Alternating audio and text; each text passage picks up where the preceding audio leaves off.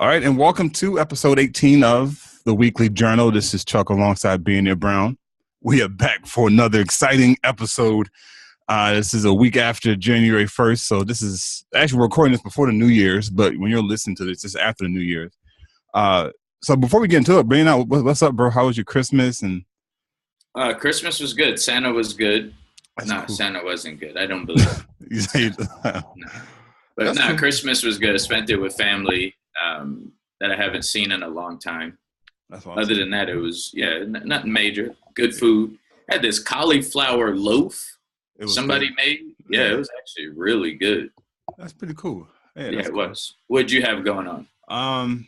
Same thing. You know, I actually got to see my father. I haven't seen him in a couple of years. Okay. So we went out to his place on Tuesday. We had dinner. My sister from Chicago was down here. So, yeah, man, it was just good times. You know, so people that don't know me, people that do know me, I have a sock fetish. So I got a lot of socks for Christmas. I was like super happy. The sock game. You know, it's crazy. Like 20 years ago, I wouldn't even ask for socks.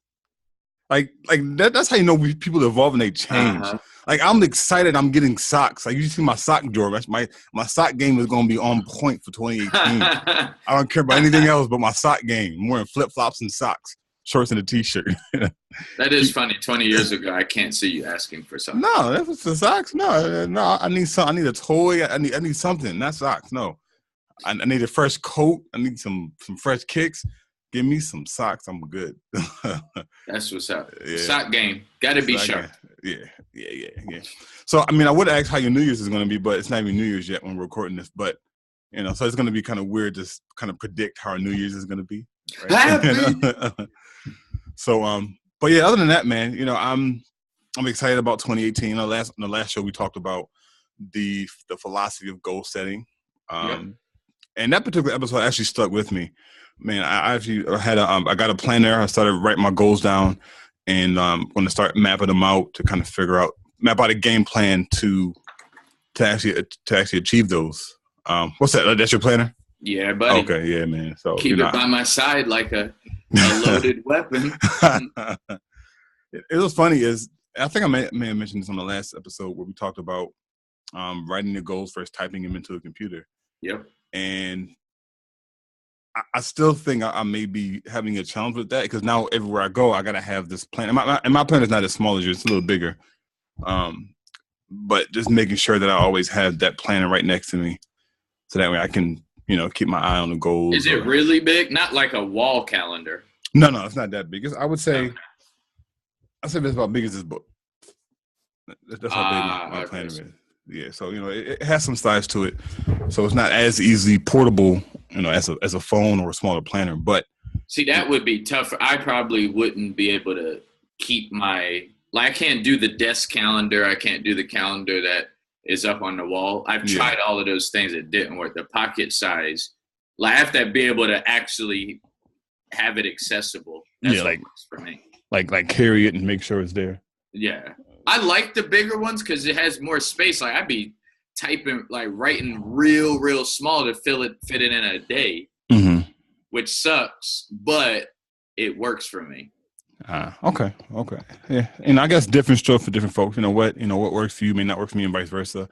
You know, some people may be able to carry that, you know, that big ass planner around consistently and whatnot. So I don't know. We'll see what happens. And I got a book bag, so I usually carry my book bag wherever I go. So it's in my book bag. So if my book bag come in, the planner's coming as well. So, you know. Nice. Yeah. It is what it is. Yeah. So I really didn't have anything to talk about for today's episode.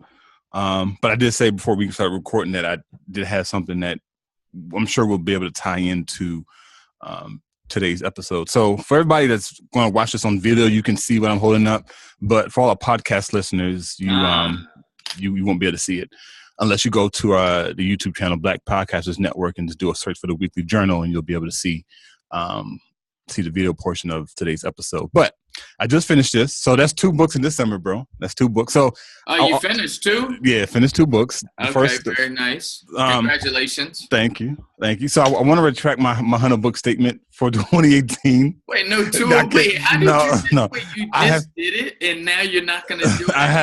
I have to. That's a lot of books to read. I didn't realize it until like I'm sitting there calculating like, damn, if I read 25 pages a day, that's about, I think it counts like 9. If that's every single day of the year, if I did 365 times 25, that's 9,000, around 9,100.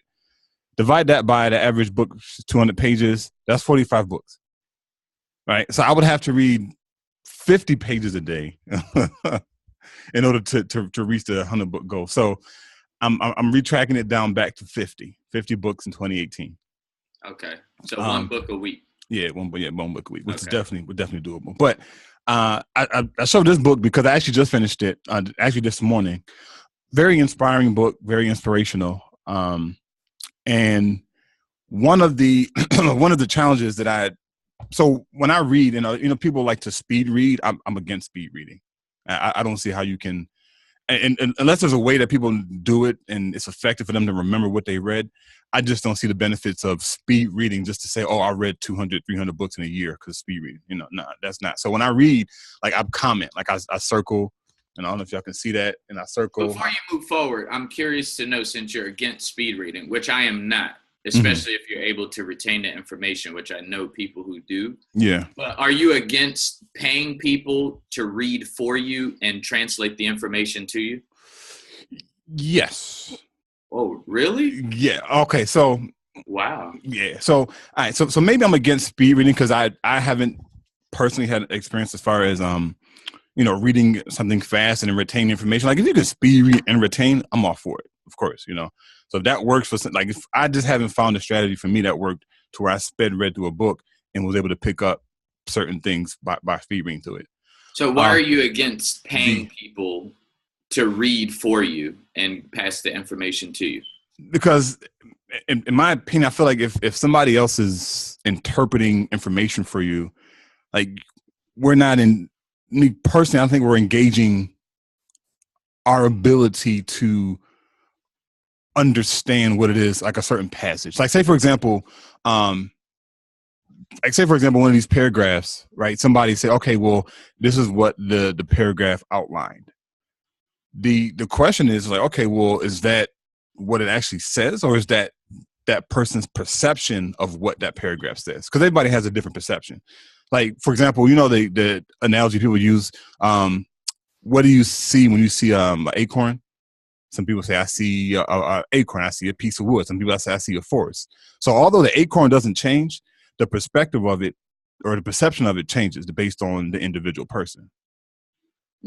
So, I mean, I listen to audiobooks, which is a little different because audiobooks is reading word for word. It's not really no interpretation of it. But initially, I would not pay somebody to interpret something for me. Would you, if you're building a house, would you pay someone to do the measurements? Yeah, definitely. Yeah. Because so that's because I brought this idea to someone because I was fascinated by the fact that, how Gary Vee talks a lot about that he doesn't read books at all. Yeah.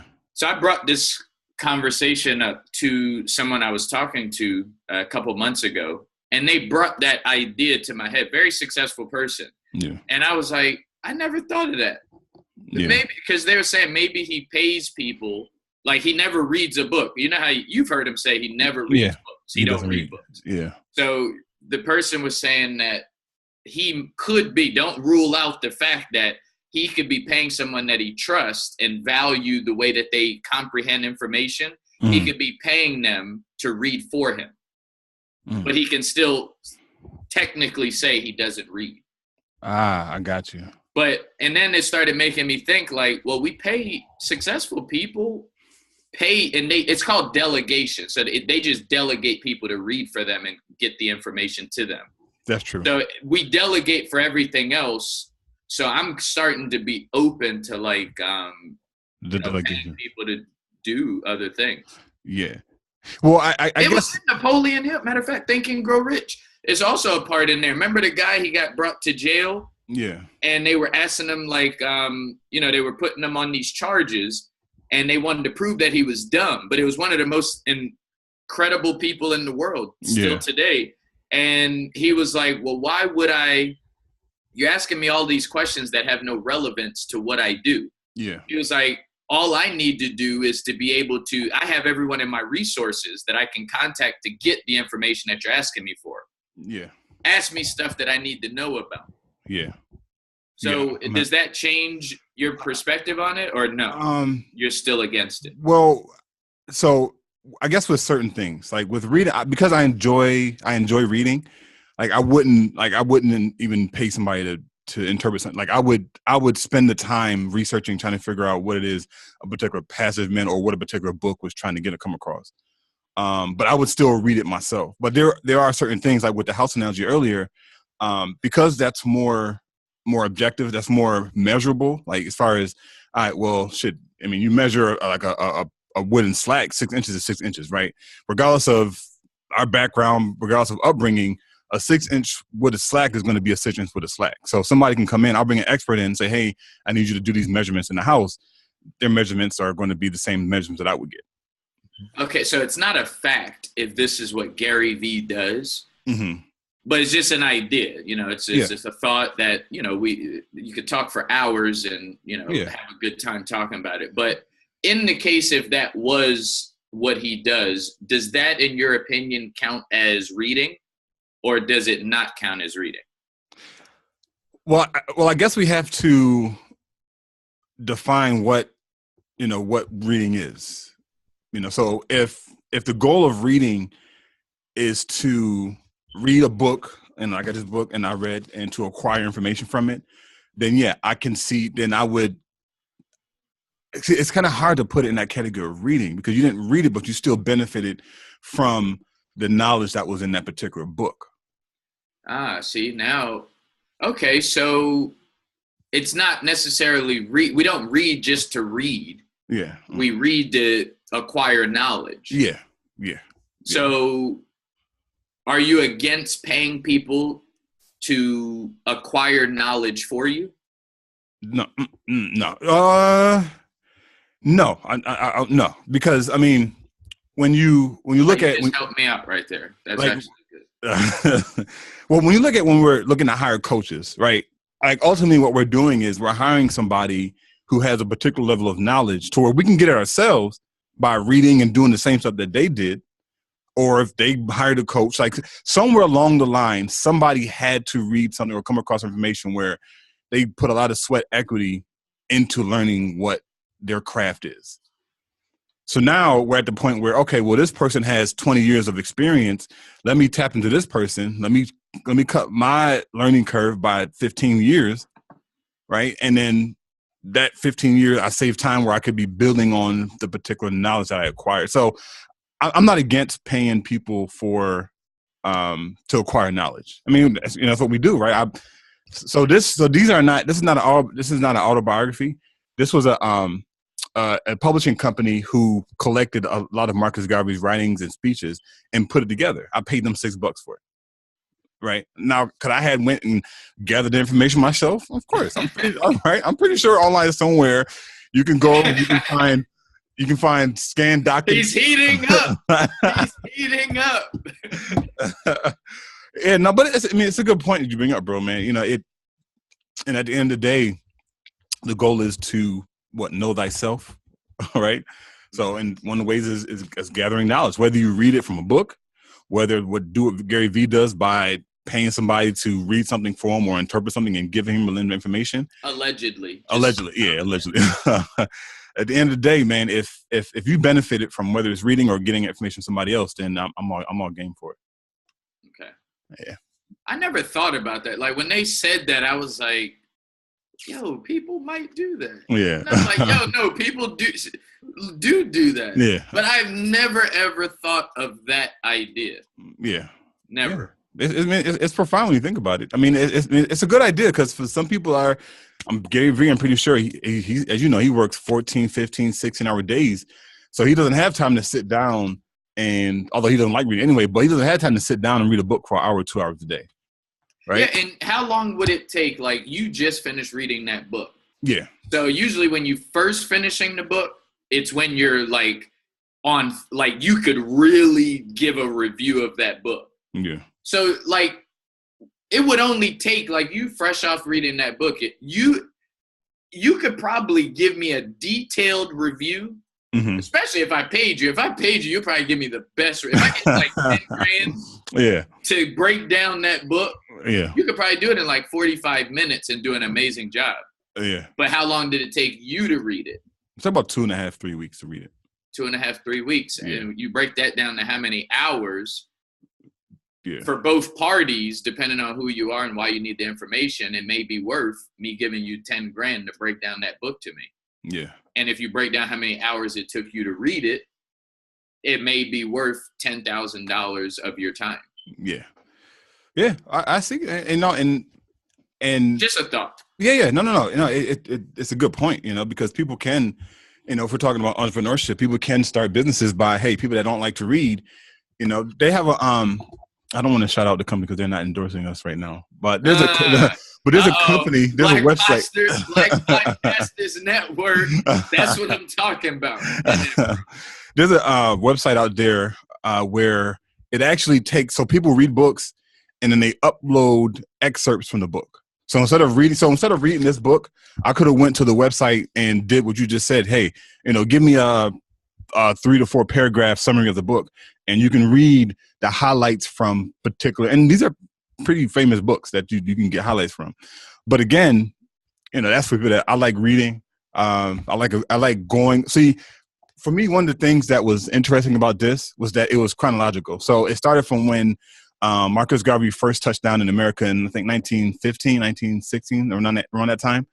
And it went all the way up until 1925. And it's so interesting how you can see the evolution of the writings and the speeches, like how some of the context changes, how the words and some of the examples that he given changes from in like a 7-8 year period. Like that, to me, that's priceless, right? Some people may not value that, but me, like I'd like to see transitions and how things unfold.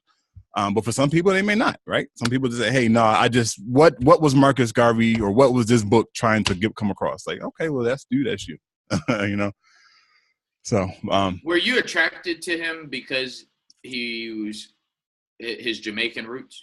I was. Yes. You cheated. You tried to kill 2 birds with 1 stone. Okay. It was. I'm like, I can't lie. I mean, that was part of it. The bigger part of it, because whether or not he was Jamaican or not, just what he tried to accomplish was like fascinating enough. And the fact that Dr. King gave reverence to Marcus Garvey, and a lot of other Black leaders give reference to Marcus Garvey, except Barack Obama. Yes, except Barack. Yeah, that this was somebody that, Jamaican or not, that you would have to at least find out, okay, who was this guy? But the fact that he's Jamaican and you're Jamaican, it throws it over the fence. You got it. It does. Like, he's great standalone, even if you don't know, but. Yeah. When you find out he's connected to the same roots you are, that has to make you feel a little bit better. It does. I feel amazing, man. And just when we're talking about, when I met my father, I actually found out something that my uncle, my grandfather's brother, he was an activist in Sarasota, Florida, and he was president of NAACP back in the 1950s and 60s. So he just recently passed a couple of years ago. There's actually a street in Sarasota, Florida named after him, John Henry Rivers. Ooh, sound like a road trip. John Henry Rivers, Sarasota, Florida. They actually named the street because he was really a prolific figure in Sarasota, Florida back in the 50s and 60s and 70s. And you haven't went yet to get a selfie? No, I'm going to. Yeah, that's gotta be a road trip. Come on, man. It's gonna be a road trip, man. Yeah, that's better than Ancestry.com. It is. That's like firsthand experience and learning about a relative. So that was really interesting. Or if one of our listeners, where's it, in Sarasota, Florida? Yeah, Sarasota, Florida. John Henry Rivers is the Go get a selfie and post it on our Facebook fan page. Yeah. If ever you listen to this and you're in Sarasota, Florida, or you go through Sarasota, Florida, we would love to actually see that if you can beat Chuck to it. I have a feeling Chuck may get to it before you. Yeah. That's a trip definitely they're gonna make down there this summer. Hopefully, not hopefully. That's a trip we're gonna make down there this summer. And Sarasota. Yeah, Sarasota. Yeah, man. He said man. All right. So the book that I'm reading now, I think I talked about it last time. I don't know if you remember. Booker T. Washington, Up from Slavery. Do a common thing in an uncommon way.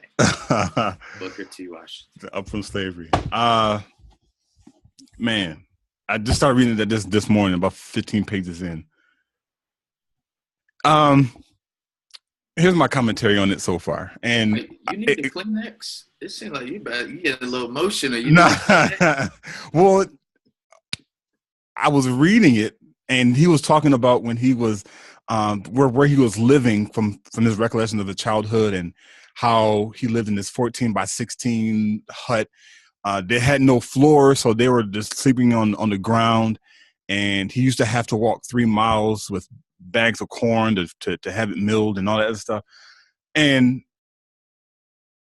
he was expressing appreciation for like the situation that he was in. Like he highlighted, said that, look, a lot of people think that, we were rebellious or mad at our slave masters.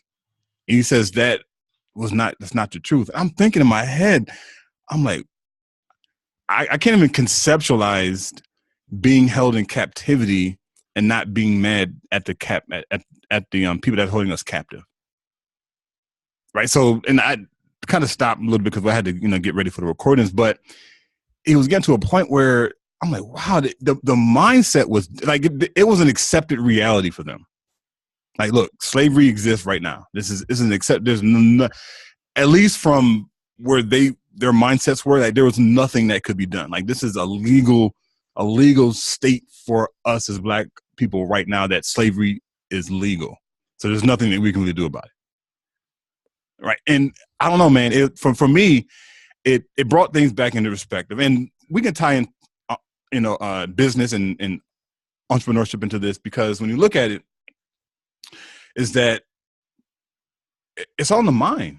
It's a mindset, right? It's and for everybody that's familiar with Booker T. Washington, he ended up founding Tuskegee Institute in Alabama, right? So he took that situation that he went through and started a whole institution to help empower other Black people, right? So whatever business you're in, if you're whatever entrepreneur, I think you have to just take that same similar mindset. Like, how can I impact people to the fullest extent? Because at the end of the day, that's what it really is. When you look at the businesses that have made the biggest impact on society, they're businesses that impact people's lives in a tremendous way. Think Apple, for example. Apple's I think Apple's the biggest company right now, as far as monetary wise, I think, corporation. Up there. Yeah. If like not Amazon. Yeah. But if you look at what these companies are doing, they're like revolutionizing. They're changing. Apple is changing how people communicate. Amazon is changing how people shop.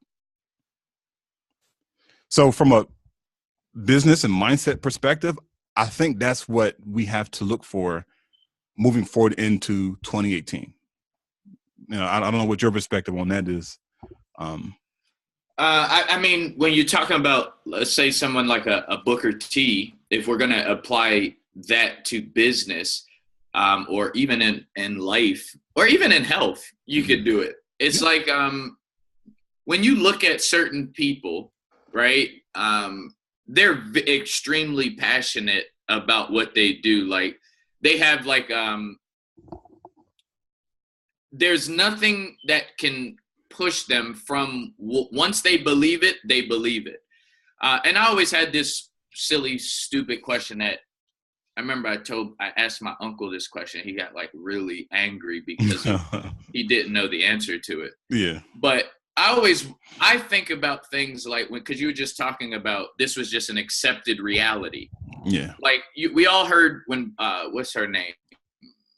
Harriet Tubman, when she said that she could have freed thousands more of slaves had they known they were slaves. You ever heard of that before? Yeah, that was powerful, man.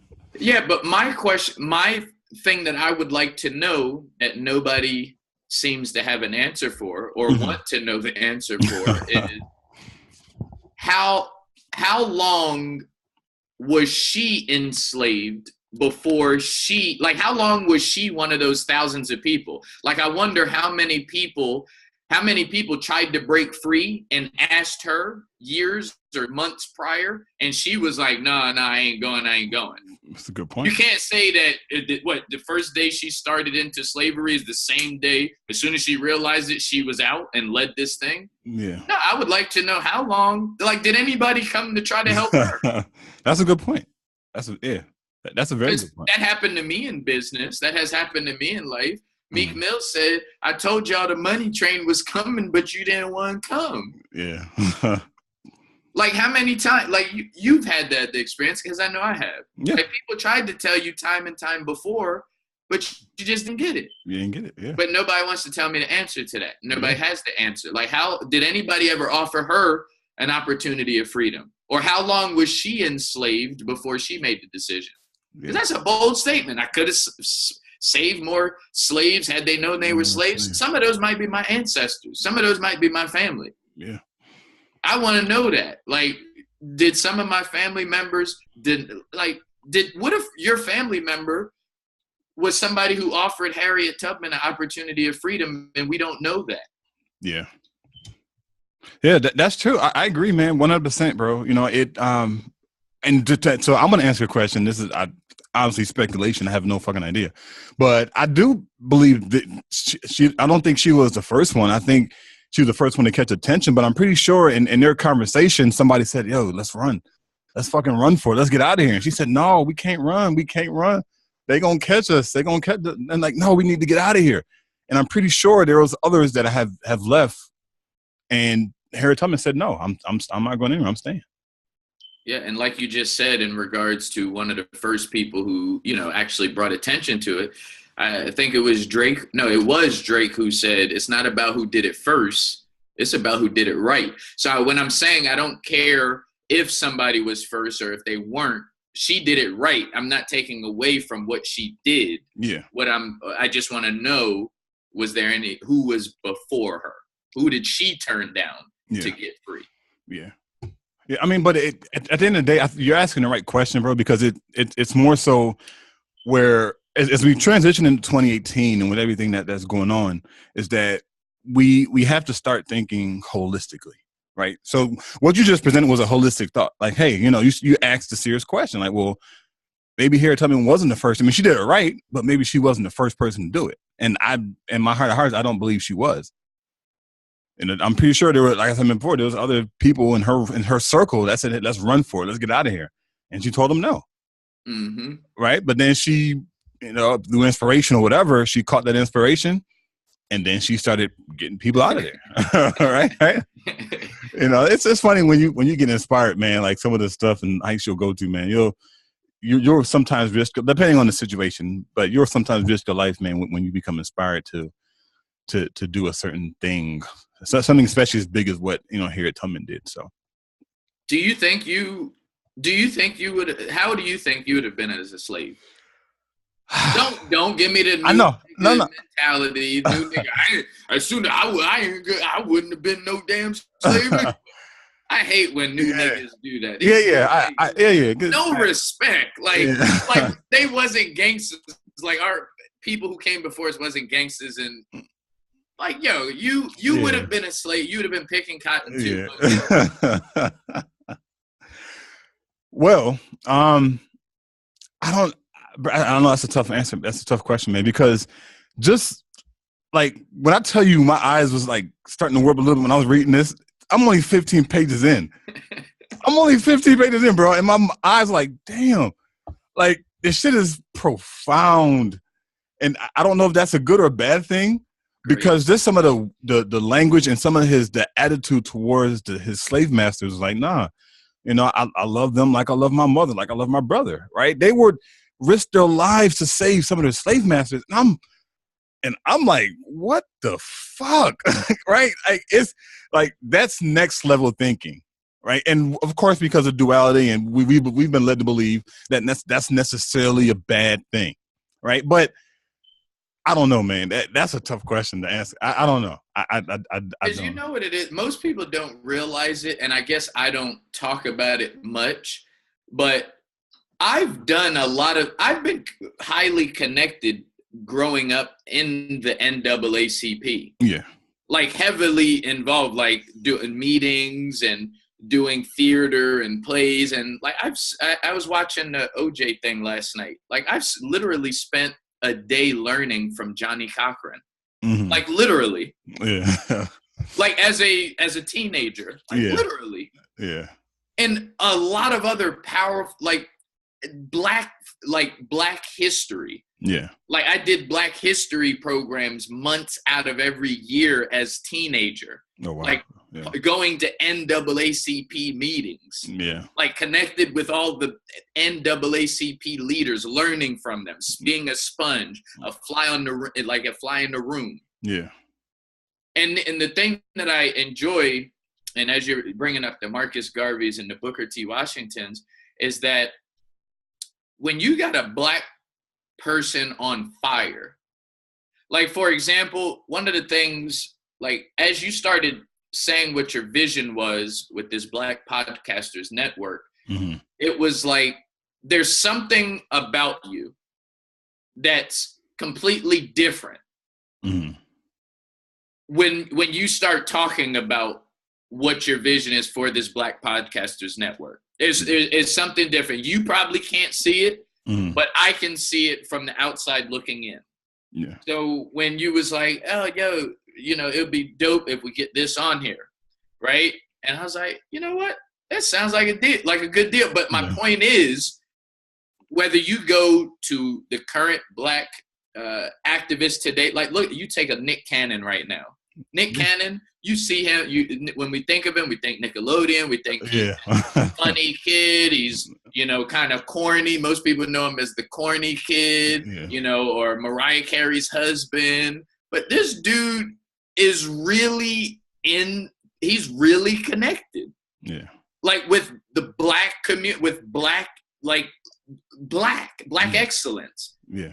But when you look at these people and you hear them and how he turned down, I just watched the interview, how he turned down $10 million or more than $20 million, because I didn't even know he was on America's Got Talent, but he goes on to tell the story of how he turned away from NBC from doing it like the 9th, 10th. They tried to sign him for like however long, but he turned down $10 million off the top. Jeez. Not to mention the long-term money that he was going to get. But the reason why he did it, and people still call this dude, you know, like a cornball, or he's not connected with the Black community. Yeah. But my point is when you get somebody that's focused in on like their what Black is, mm-hmm. and what it means, and they're not fooled. Yeah. Right? Real Black people and real people together, they know that we're not the minority. They have us thinking we're the minority, but it's dumb as hell. Yeah. So that's one of the first places we have to acknowledge ourselves. And I think that's one of the things that Harriet Tubman realized. Yeah. A lot of white people was the reason who helped Harriet Tubman and all those people get free. White people. Yeah. Yeah. And the white people that helped them probably understood that they were the minority. Yeah. The smart white people ain't stupid. No, yeah, they definitely not. They know. Yeah. You know, they know, man. Unfortunately, it's just our community, our people that believe this false reality of minority, you know, across the world. Now in America, yes, you know, from a world perspective, it was just we're not the minorities. No, and here in America, we're not the minority. We've never been. Oh, you mean across like all racial groups, not just white, but Asians, Hispanics, and other. White people have always been the minority. That's what I've always been taught. Yeah. And it's a fact, because Black people, you got to talk everybody who has color. Yeah. And I was just talking with someone the other day. I was like, if you're getting a tan, you can't be racist. Yeah. It's impossible. Yeah, it is. Like you're trying to darken your skin, you know. I don't know. I think it's and what's interesting is that the more I've started reading the Marcus Garvey thing, when I got through it, I started watching all these documentaries. I actually watched, there's a YouTube documentary on Marcus Garvey. I don't know if you saw, it's about 2.5 hours.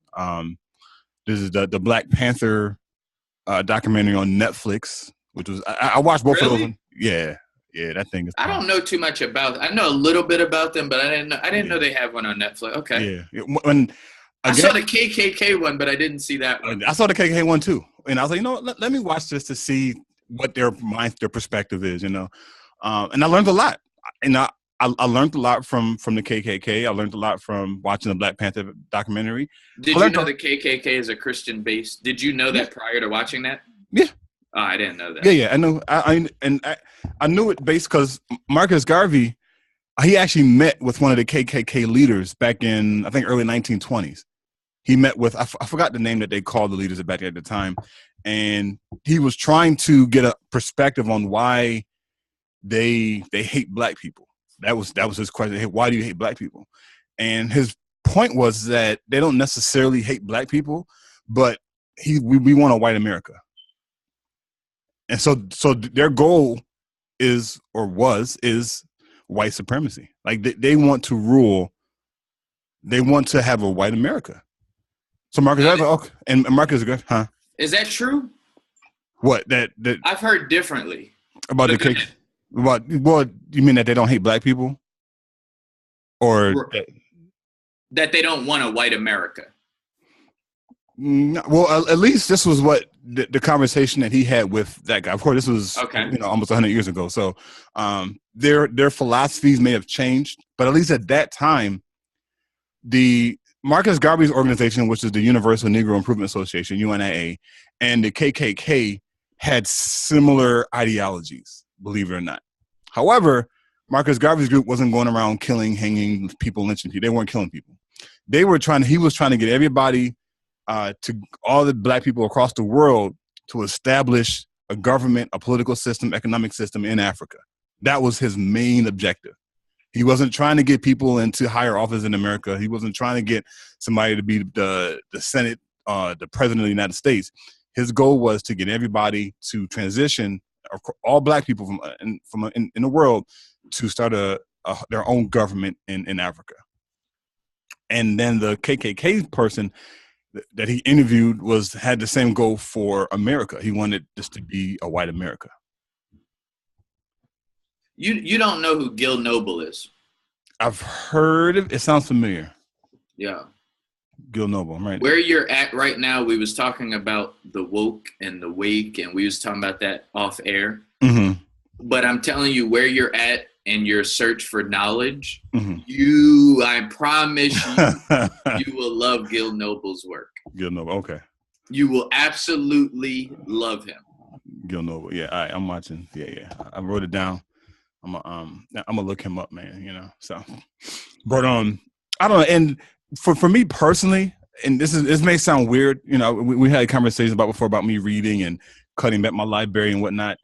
So I would think that the books that I'm reading that I couldn't tie into business, like I wouldn't be motivated to push myself in business because they're not necessarily business books. So my mind is not focused on that.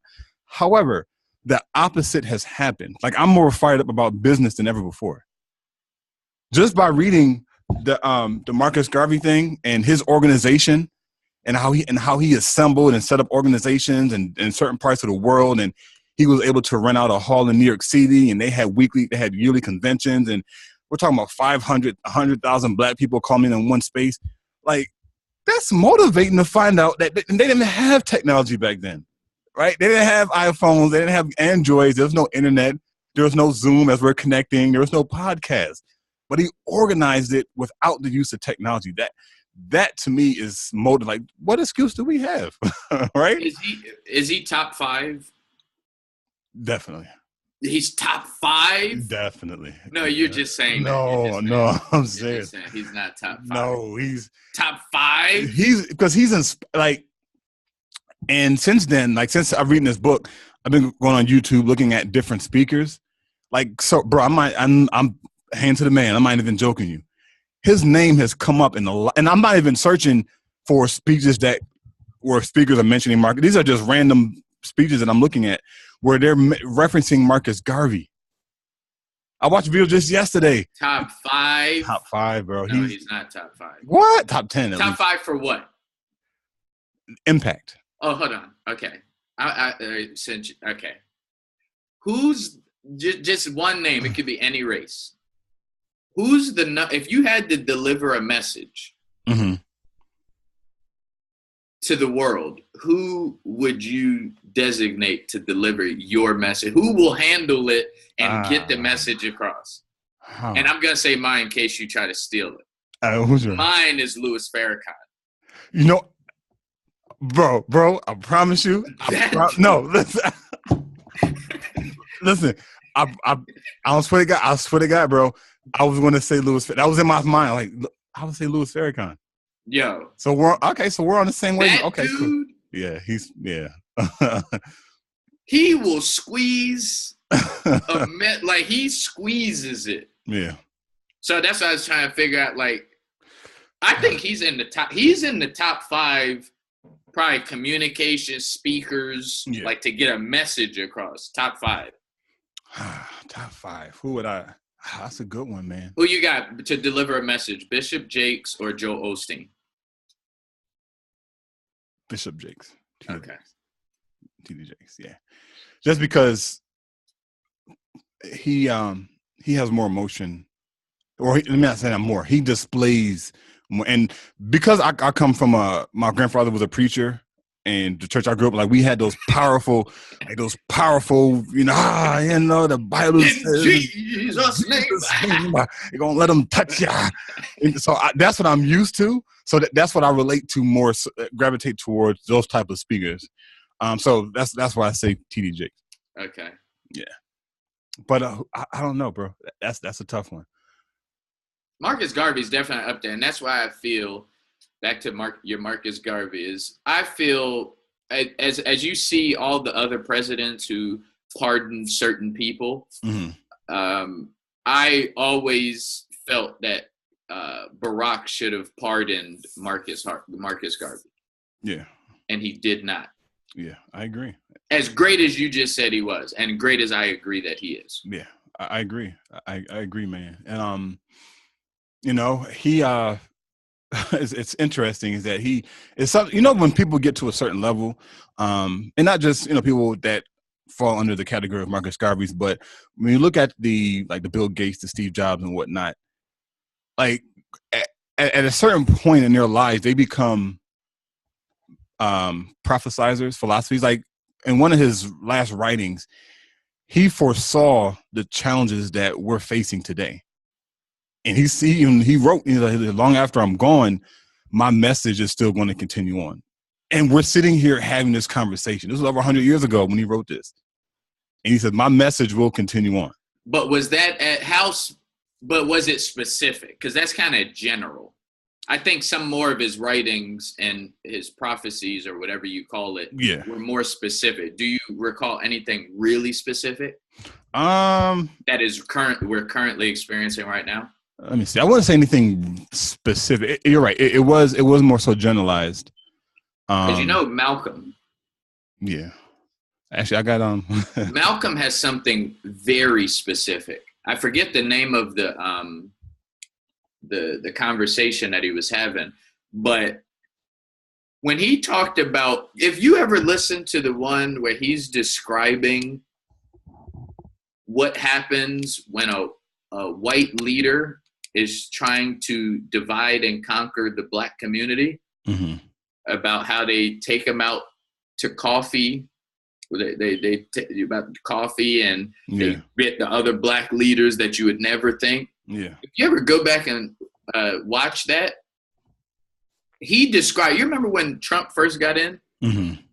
when I say it wasn't general, like what we're just talking, it's very specific. It's kind of scary what he said. But you remember all the people, he invited them to come through, get some coffee, take some photos. And Malcolm says that. Yeah, I remember. He talks about they want to take photos and they want to show. But who was it? It was all the people that prior to them doing that, we thought would never do that.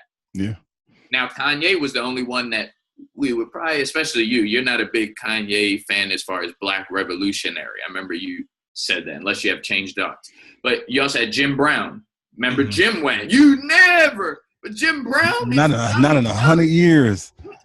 Who else was it? It was Ray Lewis. Prior to that, we never would have thought Ray Lewis. I was pissed at Ray Lewis, man. And then I can only imagine you were more pissed when he did the kneeling thing, but instead of kneeling, he said he was praying like man. It was Ray, right? Yeah. Then it was who else? It was Steve Harvey. Yeah. Right? Remember, that's why Steve Harvey and the dude you don't like. Don't get me started. The dude you don't like, DL Hewley. Oh. That's why him and DL is beefing. Yeah.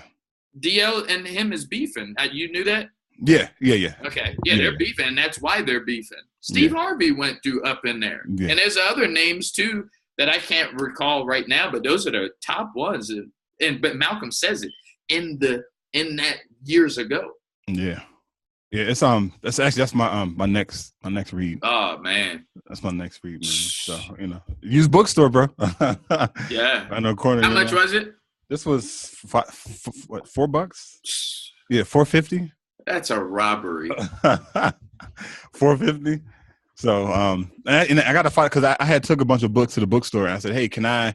And because you donate books, you don't usually get anything in return. I was like, hey, I'm donating. It was like 12 books. Hey, can I get some type of credit? He's like, sure. I'm like, oh, cool, shit, okay, cool. So I got that. Like GameStop. Yeah. Are you serious? Yeah, I asked him. I was like, hey, I know you probably don't normally do this, but this is about 10 books here. Can I get some type of store credit, whatever? He said, sure, I'll give you some store credit. I'm like, okay, cool. And I, got that book and 2 other books, and I'm like, oh, cool. Wow. Yeah, man. So, I don't know, bro. I think as entrepreneurs, we. Hold on. So hold that thought real quick. I just want to give you a little credit real quick. What you just did in the bookstore was entrepreneurship. Oh, thanks, bro. That was because you could have threw them away, right? But you didn't. You said, I know you don't normally do this. You took your shot. Yeah. And he gave you something for it, and you got a great exchange. So I just wanted to acknowledge that. Thank you, bro. Because you can't be afraid to ask if it's not existing. You don't know if it exists. You gotta right. I like hearing stuff like that. But go ahead. Yeah, I mean, worst you could have said was no. I'm like, okay, like I wouldn't have walked out. I still would have went back and bought the books that I bought, regardless of store credit. I actually picked that up from an entrepreneur. He says, so I went through this start a business in 30 days program a couple years ago. And he says one of the daily tasks was to, wherever you are, Starbucks, and you're in the store or whatever, is to ask for a discount. Like regardless of the situation, regardless of the context, it's to ask for a particular discount. So I did that. When I went into, I would go into a Starbucks or go to a fast food joint. And I'll say, hey, can I get 5% off? Can I get 10% off? And the reaction is sometimes funny because people will look at me and say, what? For what? I'm like, oh, I'm just asking. There's no particular reason. I'm just asking if I could get a discount. Right? And some people would actually leave the register and go talk to their manager to ask to say, hey, this guy's up front asking for a discount for no particular reason. I don't know what to do. Right. And of course they could have just said no. And I wouldn't have sat there and argued with them back and forth for demanding a discount. But, at the end of the day, you're right, bro. I think at the end of the day, it is about, just taking action, right? Just taking some initiative and realizing that, it can't end any worse than what it already is. So meaning if, you already don't have a discount by asking them, can you have a discount? They say, no, you're not losing any money. You're just paying what you would have paid, regardless of the situation and whatnot. So, but yeah, you back, bro? That was terrible. Okay, cool. Yeah, I saw you drop off, and I was still going. You know what? Let me just keep it going and whatnot. So, go ahead. No, but I wanted to pick up on. So I actually picked that up from a business program that I went through a couple years ago, where you literally would go into like a Starbucks or a fast food joint or some store and ask for a discount for no reason. And I did that a couple of times. Like I would go to a Starbucks and she's ringing me out, and I said, "Oh, can I get a 10% discount?" And some of the reactions that I got was crazy. Like they were freezing. Like, what? I was like, "Can I get a 10% discount?" And for what? I'm like, "Oh, I'm just asking if I can get a discount." What did you get? I didn't. What do you typically get when you? So I think I've done it. I think I only did it like 3 or 4 times. I think. What did you order? Oh, it was something small. It was just like a mocha latte. I'm not a really big Starbucks fan, so I can't remember. Okay. But it was like a one drink. It wasn't like a big order. Okay. And actually had one of the cashiers go talk to their manager. I'm like, wow, okay, you doing all that. The manager came up front. So, sir, were you asking for a discount? I'm like, oh, I'm just asking for a discount. And that's it. And they're like, I'm sorry, sir, we can't give you. Okay, cool, thanks. Yeah. What's my total? Here you go. Walk out, right? Take your shot. Take your shot, right? So that's, I don't know, man. I think the whole overarching theme of today's episode was and is focused around mindset and having that holistic view, and knowing that we can get information from books that are not business related, right? The last 2 books, the next 2 or 3 books I'm going to read are not going to be anything related to business, but there's certain principles that you can pick. Like, for example, in the Up From Slavery book, this morning, I was reading a passage and right next to it, I wrote forgiveness. Cause that's what stood out to me in that particular paragraph was forgiveness. All right. And that we can tie that directly into business. All right. Whether or not you're in a business relationship with a partner, or, if you got customers and whatnot, or if you have vendors that fucked you over and whatnot, you can forgive. You may not forget, but you can forgive. Right. So it's pretty cool, man. I don't know. I'm really excited about 2018, bro. I really am, man. Yeah, I am as well. Fired up, and I'm ready to go. Fired up, man. Did you finish your book yet? Or are you still going through that one? No, I'm slow grinding it. Oh, it's slow grinding. Play another slow jam. Yeah, but I'm not done. I could have finished it a couple days ago, but I'm truly slow grinding it. I just added the author on Instagram. Ah, sweet. So, okay. Like this lady. And she got it going on to the break of dawn. Do you like that? Let me ask you this question. Yeah. Because this is what I read this morning. I just threw it on my Instagram too, by the way. Do you believe the lady you're with now is not the only person you've ever dated, right? Mm-mm. Okay. How do you feel about adult breakups? Do you believe in it or no? Yeah. You do? Yeah. Do you practice it? No. You don't practice? Okay. Yeah, no. So are you confused? Are you confused that it doesn't exist more, or that you don't practice it more? Or is it just like, oh no, whatever. It is what it is? I think it's more of and I hope I answered the question. I don't want to get too philosophical, but I think it's more of like a social programming where people think that adult breakups have to be bad, because that's what is on TV, right? They break up and you got the girl smashing the dude's windows, slashing his tires, burning his clothes. She's in the movies too, right? Waiting to exhale when she burnt her shit up in the car, right? That's very immature ways to end a relationship. That's just my opinion, right? Regardless of who cheated on who and whatnot. At the end of the day, look, you cheated on me. It hurt me really bad. Let's just call it a day. Let's just go our separate ways, right? Why do we have to bash windows, slash tires, and burn clothes? I don't get it, man. And God forbid, me and my lady ever break up. But if we do, I hope it's in that context to where, hey, after this is ended, we can still be cool. Man, she wrote that thing this morning. Well, I read it this morning, and I was like, I've tried to tell that to every person that I've dated. Yeah. Like, since I've been a little kid, like, yo, can't we still be cool? Yes. I don't get it, man. I don't. And maybe I'm normally the wrongdoer, but even I've been done wrong and a relationship ended, but I still, like, I would grab a cup of coffee with them at Starbucks. Yes, like, come on, like we're human, man. Like we're all connected, man. Why? I don't get it, man. I don't. I'm glad you asked this question though, because it's interesting. It really is, man. So I'm about to read you.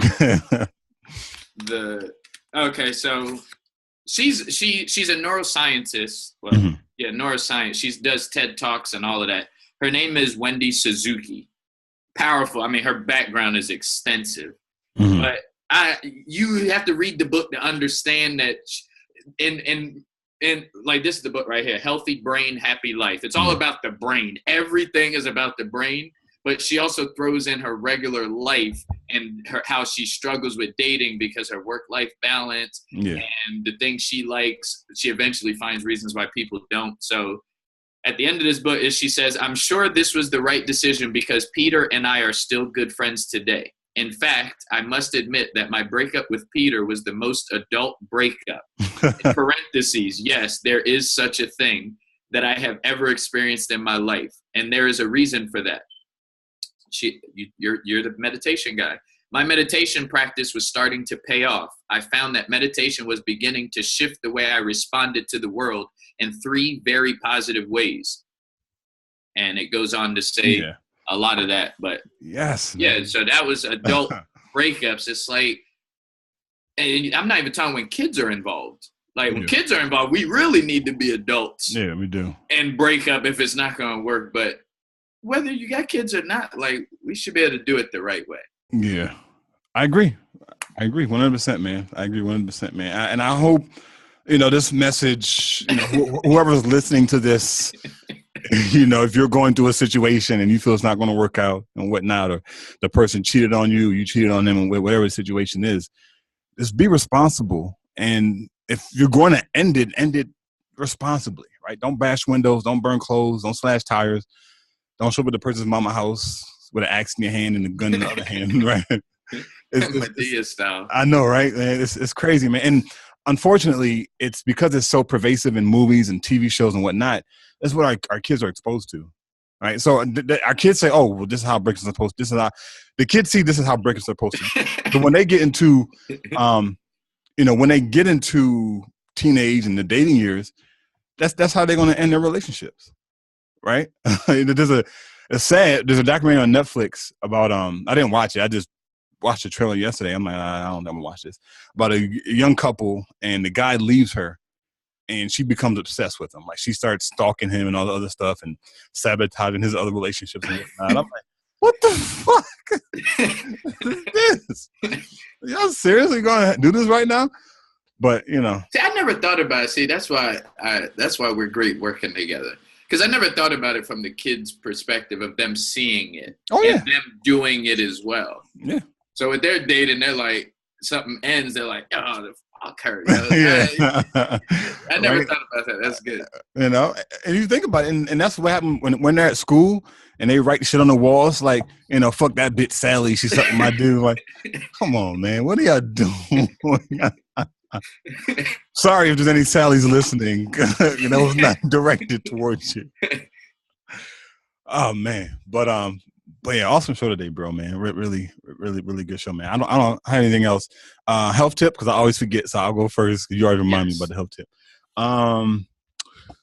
There's a tea called burdock. Oh, here you go. Burdock root Here tea. you go. Here you go. The burdock.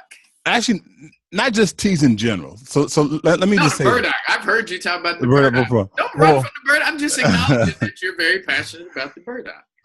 Well, I put sweetener in my tea. I use agave sweetener in my tea. Okay. I'm trying to get away from using sweetener because it's best to consume your tea in as natural state as possible. I don't know how I'm going to do that.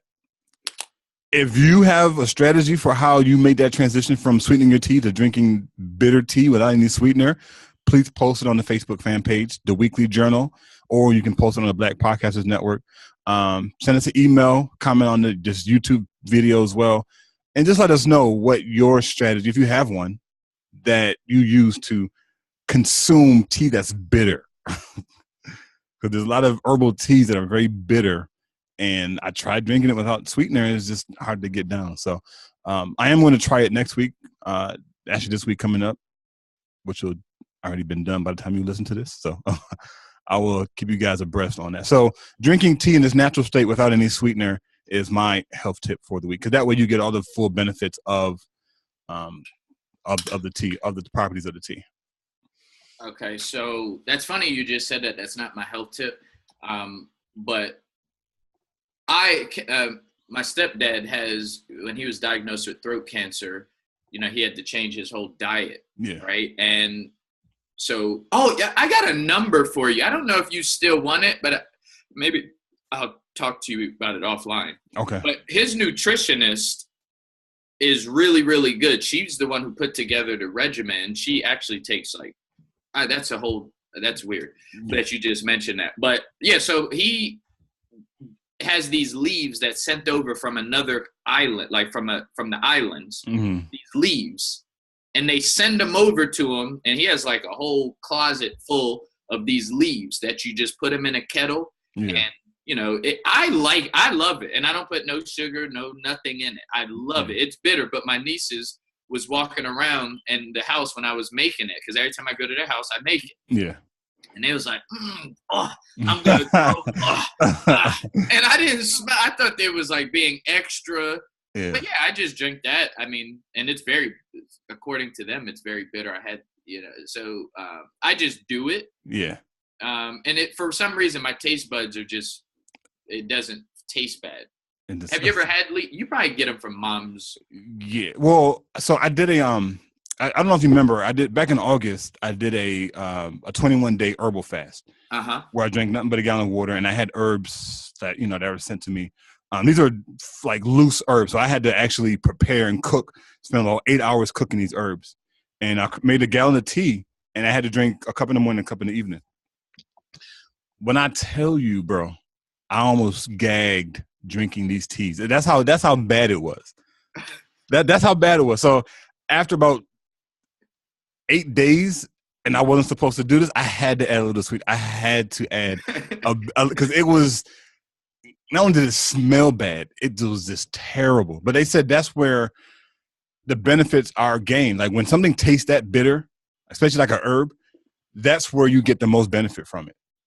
So, so I definitely have been there before but I think for your taste would probably be adjusted to it. And if I would have stuck it out, mine would have adjusted as well. I love that tea, man. Yeah. So actually, I have some burdock root upstairs. So burdock. I'm gonna drink some before my next show, man. So how do you spell burdock? BURDOCK.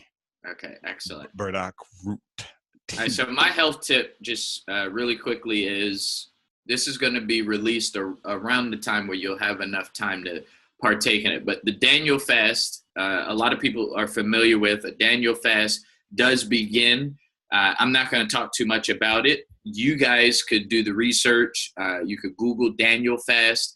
If you need some information, write us a review or ask us about it on our Facebook fan page for the Weekly Journal.